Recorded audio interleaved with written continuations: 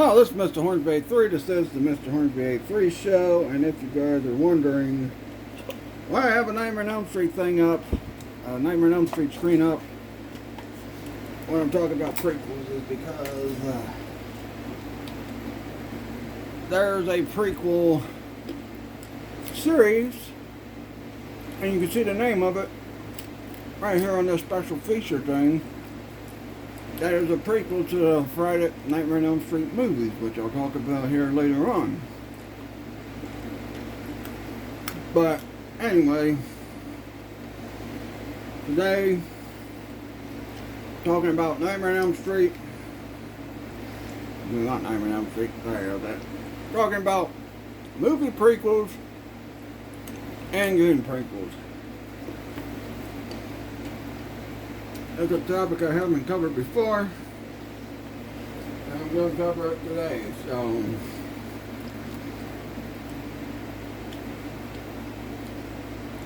the reason why I'm covering this,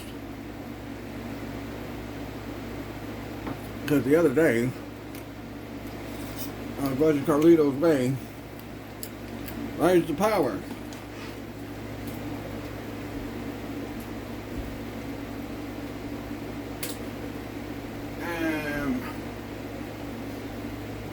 Questions about that movie that I want to get answered. But anyway, that's where we're going to start. We're going to talk about Carlito's Way, Rise to Power. Now, if you guys remember, a movie in 1993 came out called Carlito's Way, starring Al Pacino, Sean Penn, Penelope something, and I think it was Penelope Ann Ford or something like that.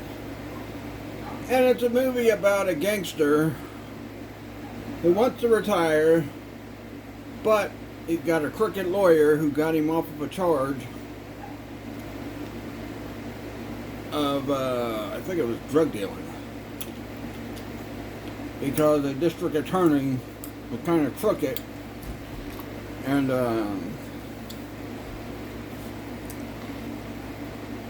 did some illegal things to catch Carlito. So, now that movie is a really good movie. I enjoy Carlito's Way. I love the story to it. I love, the fact that he can get someone like Penelope Ann Ford to get naked in his movie. No, I'm joking. I thought Sean Penn was good in the movie too, and I'm not a big Sean Penn fan. But I thought Sean Penn was pretty good in the movie, playing the crooked lawyer, Kleinfeld. And Carlito's trying to get out, but he don't know what he wants to do. Now, he does want to do wants to be a car salesman with some guy he knew or ran with back in the day. And throughout the whole movie, it's quite clear that he wants to retire. He don't want to do criminal stuff no more and all that. Even though right off the bat he's hanging with his cousin, and his cousin gets killed by some other gang members. Well, he also says something about there ain't no honor among thieves anymore because, all these freaking criminals these days, I'm guessing 1993, are cowboys that try to rip each other off. And throughout the movie, you see a lot of the shady stuff that Kleinfeld's been doing, but Kleinfeld does convince Carlito to buy a nightclub, which Carlito does. And after Carlito buys the nightclub, he starts running it. He's working with this guy named Sasso, who he knew from a previous encounter as well. And that's where the main premise of the whole story starts, because he comes across this guy named Benny Blanco. People keep comparing him to a younger version of him, and and then in the end, he gets killed by freaking Benny Blanco. But, yeah, I'm pretty sure y'all know the story of Carlito's Way, if you've watched it. Then we came to 12 years later, In 2005, they came out with a movie called Carlito's Way, Rise to Power.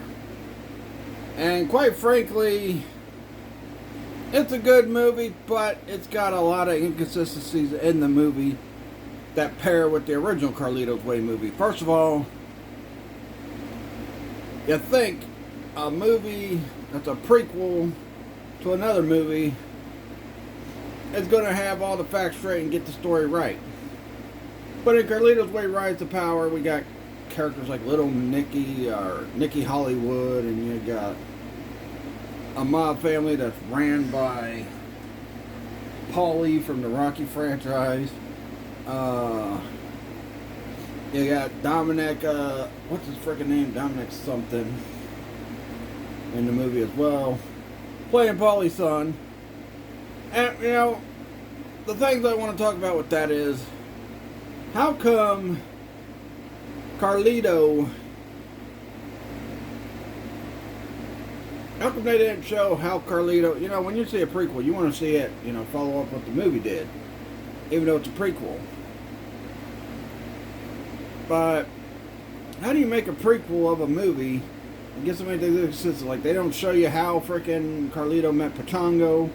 Don't show you how Carlito met, you know, half the people he was friends with in the first movie.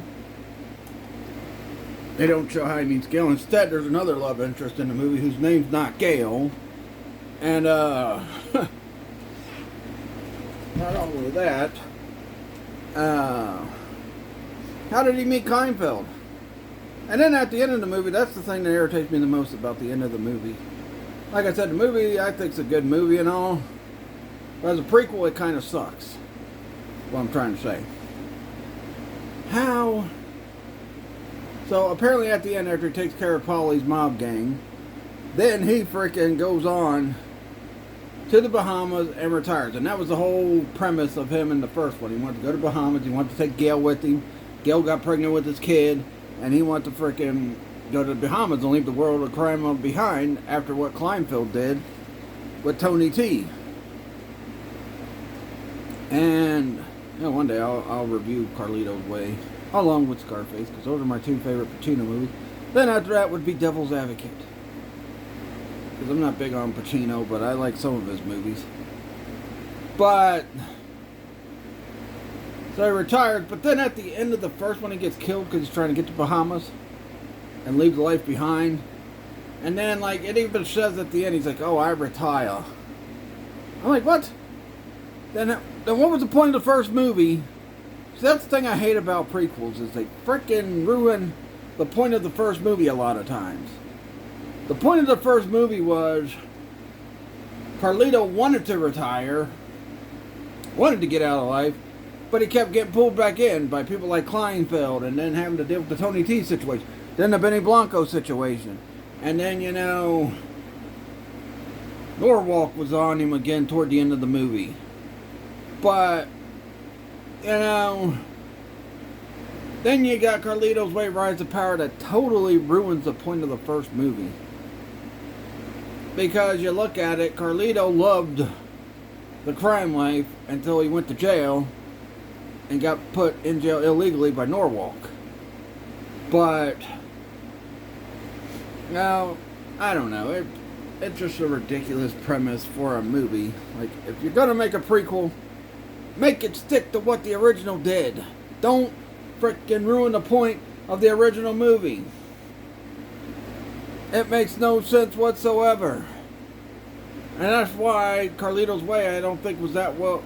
Carlito's Way Rise to Power was that well received when it came out. I think a lot of people like it now, because it is, it's a good movie, but, you know, there's that P. Diddy in that movie. There's a point where he's in a freaking, where he goes into a bar and shoots someone, so, I mean, I guess that's saying something about something that Diddy may have did a long time ago. But anyway, yeah. I mean, the whole point of the first movie was he wanted to retire, he wanted to get out of life, he wanted to live a better life with his, you know, him and Gail probably would have got married, they would have raised their baby together and all that stuff. But then he gets killed by Benny Blanco because, you know, his old habits come back to him and all that stuff and yada, yada, yada. In this movie, he's like, oh yeah, you know, does pretty much the same thing the first one does, but you know, then he retires at the end of the freaking movie that's supposed to be taking place at the events before the first movie. And we don't see how he met Gale, we don't see how he met Kleinfeld, we don't see why Norwalk was so hard on getting him. We don't see none of that. It's freaking irritating. You ruined the point of the first movie. I don't know, it's just annoying that they did that. Alright. Speaking of prequels that have kind of screwed things up, I know people want to talk about Star Wars. I'll talk about Star Wars here in a minute. Because I'll talk about it after I talk about this, because, you know, I got this screen up for a reason. So, let's talk about another prequel that didn't get all the facts right and kind of skipped over a few facts that the movies didn't do, and that's Nightmare on Elm Street. Freddy's Nightmares, the show. Now, it's got 2 episodes here. It's episode 2 and 3. You know, I don't know, maybe it's 3 episodes. Who knows? I think there's a few of the freaking, I don't know. But the first episode of Freddy's Nightmare focuses on Freddy's trial, focuses on how he got freed, and focuses on, you know, why Freddy Krueger's doing what he's doing. Now I know, yeah, it's probably considered not canon to the movies, but you got the frickin' Freddy Krueger trial story, so it's got to be somewhat canon to the movies. Anyway, so all the Freddy episodes on Freddy's Nightmares are prequels to the movie. I'm going to focus on the first episode specifically, because that's the one that tells the origin of Freddy and how he became Freddy and all that. First of all, there's no sign of Donald or Marge Thompson when they kill Freddy Krueger, when they burn him. I don't think I've seen Rod or Tina's parents anywhere either. But maybe they were, who knows. But, you know, all the Freddy episodes are pretty much prequels to the original movies. Especially the first one. And I don't like the fact they got a few facts wrong from what the original movie said and all that stuff, and what the other movies have said throughout the frickin' Nightmare franchise. Not just, you know, Nightmare on Elm Street 1, but 3 also said something about it. 4 said something about it. 5 said something about it. 6 said something about it. I don't know. But, yeah, I don't even think I've seen Kristen's mom there anywhere. Oh, she was with one of her dates. I don't know. Who knows? But, yeah. I mean, that's another thing, because, like, they said it was, you know, Nancy's parents that led the charge to burn Freddy alive. And that her dad hid the remains. And so throughout the first Nightmare on Elm Street movie, her dad's sitting there in denial about, you know, what Nancy's saying. Until we see, you know, Nancy and, what were you ready to say? I don't know, I totally forgot. But yeah. So that prequel episode, the first episode, really kind of freaking also kind of get some facts wrong with Nightmare on Elm Street, the first movie. And, you know, not to mention there was a deleted scene in the first one where the reason why Nancy's parents got involved is because Nancy had an older sister that got killed and yada yada yada. But then we don't see nothing else about it throughout the rest of the franchise. But, you know, I gotta say, I like this show, Freddy's Nightmare. I thought it was a good show. It's a good prequel show. I wonder how this Friday 13th prequel show is going to be. I hear it's going to be based in the 70s, but, yeah, I don't know. But, yeah, I think that they kind of got some things off the mark with, you know, Nightmare on Elm Street franchise prequels. So I'll do a couple more movie prequels, and then I'll do some video games. But yeah. So all the Freddy episodes in this show. But then again, the final Freddy episode of this show, which is in season 2, I think it's early in season 2, shows why some of the stories might got mixed up in the first Nightmare on Elm Street movies. People probably, well, let's talk about canon. We want, you know, it's got canon things about the movies in it. Yeah. So, yeah, but at least it has the self-awareness to know, to let you know why facts from this show was wrong, and then the facts from the first movie are right. So there's that. Alright. Next up, let's talk about the Star Wars movies. I mean, first of all, let me talk about the Star Wars prequel. I like the Star Wars prequels, but there's some inconsistencies in the story to those. Like, you know, because if you watch the original trilogy, which is 4 A New Hope, 5 Empire Strikes Back, and 6 Return of the Jedi, Obi-Wan Kenobi does not mention his former master, Qui-Gon Jinn, throughout any of those prior movies. And the story about Darth Vader getting seduced to the dark side, they never explained why he got seduced to the dark side. They just say he got seduced by the dark side.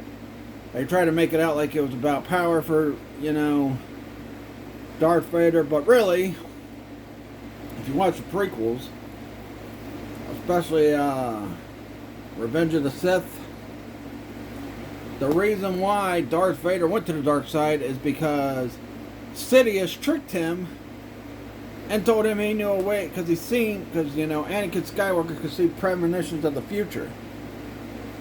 And,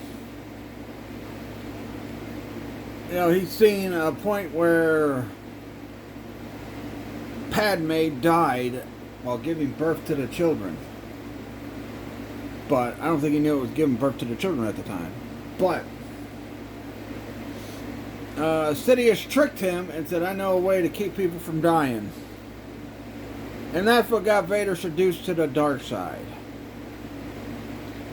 Also, with A New Hope and all that.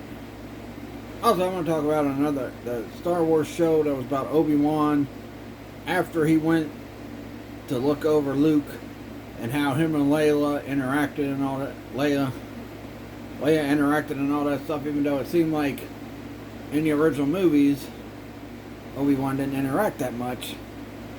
But Leia, because he was so busy keeping an eye on Luke, and he didn't go to help Leia until the Empire struck her planet. So, yeah, I mean, but then again, originally the Star Wars movies, it wasn't supposed to be a movie about the family history of the Skywalkers. It was supposed to be something else, but they changed it because, you know, I don't know.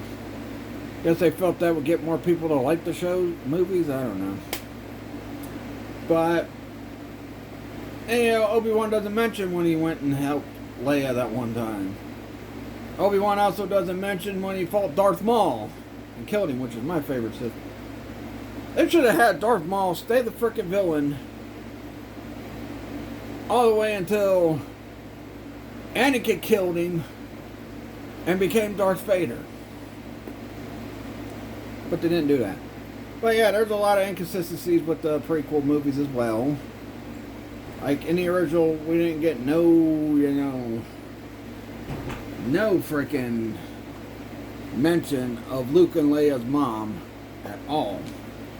Obi-Wan didn't mention her, Darth Vader didn't mention her, you know, Sidious didn't mention her.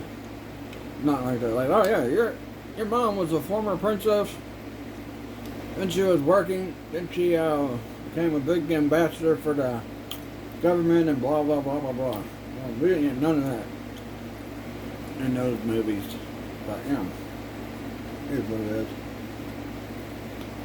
Star Wars lore. Like, how Sidious could still be alive after getting killed in Empire Strikes Back and the Star Wars sequels. I think it should have stuck with Snoke as the big bad that was patrolling, Kylo Ren until Kylo Ren went good or whatever. But, it is what it is. Alright, 20 minutes into this. I don't know how the heck it took me 20 minutes to talk about all that. But anyway, talk about one more prequel. It's still a movie I like. My wife likes. I know a lot of other people don't like it, but I liked it. Talk about the Flintstones movie.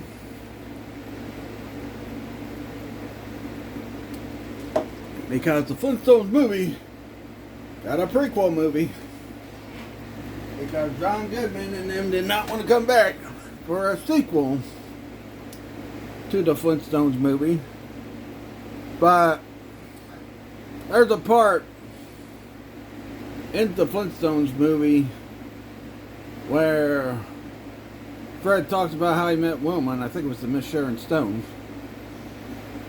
But then that, totally does not get... I think it still gets paid attention to in the frickin' Viva Rock Vegas, but not too much. Because originally, Fred didn't like Wilma. He had a thing for Betty. Betty liked Barney because she liked Barney's laugh. And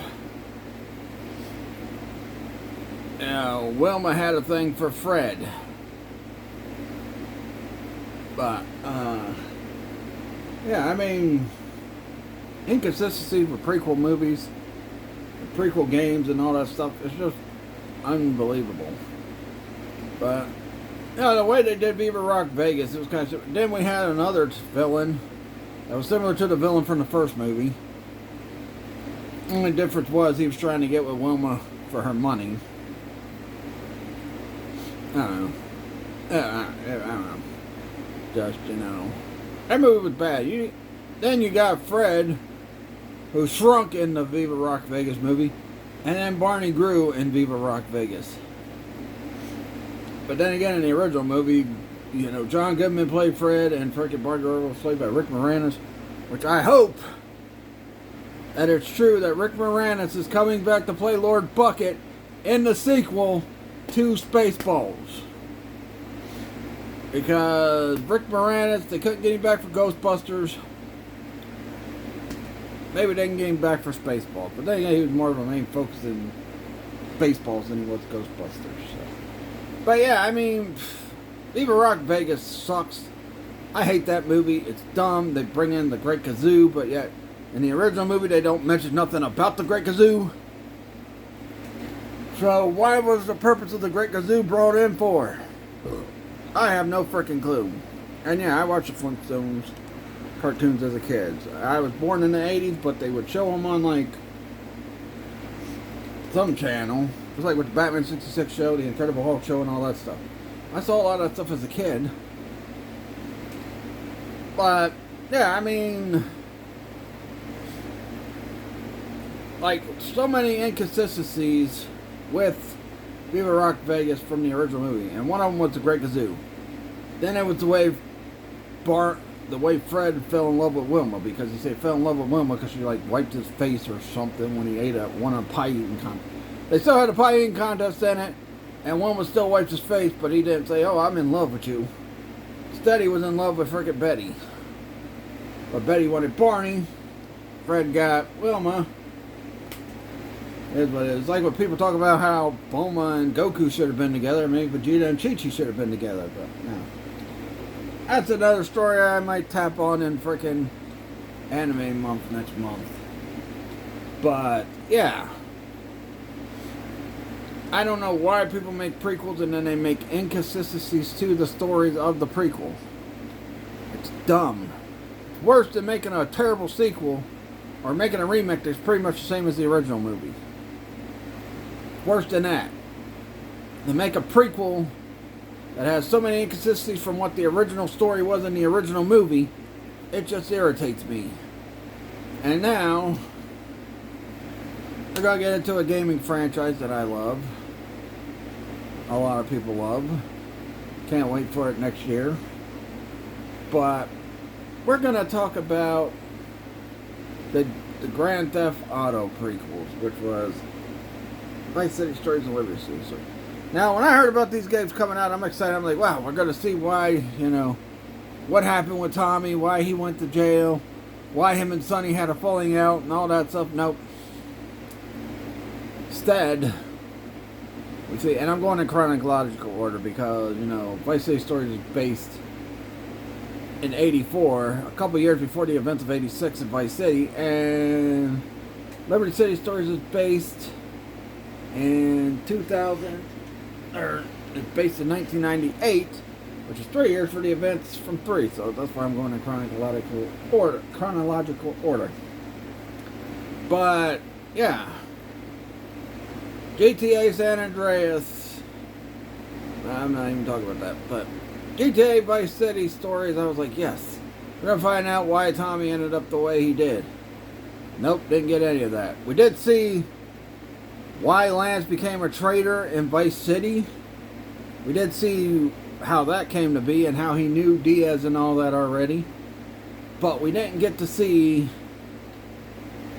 what led to the events of Tommy coming to Vice City. Then we got, I thought they'd at least give a hint at the end, like, oh, there's this new player in town called Tommy Vercetti. He wants to buy our stuff. We should go sell it to him. They could have at least did that. But they didn't. Then we got GTA Liberty City Stories. Tells the story of Tony Cipriani. Tells how he got back to being the main capo for frickin' Salvatore Leone's family. But I was hoping we'd find out the events of what led to Claude being betrayed by frickin' Catalina in that game too. And what led to him, joining the mob and all that stuff. But we didn't get that either. And you know what? I was really hoping to get a GTA San Andreas Stories. Hopefully it would have focused on the Johnson family still. And not a side character from one of the other games. Like Vic Vance was the main character of Vice City Stories. And he was killed at the beginning of Vice City. Tony Cipriani was the character you worked for before you worked for Salvatore. And then you don't see him no more. So, I don't know, but it is what it is. But anyway, one more thing before I go.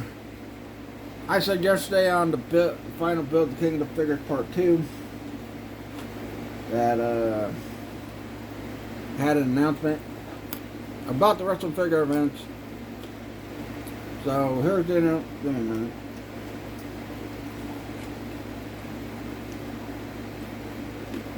Here's the announcement. So, when I was away from YouTube for a few years,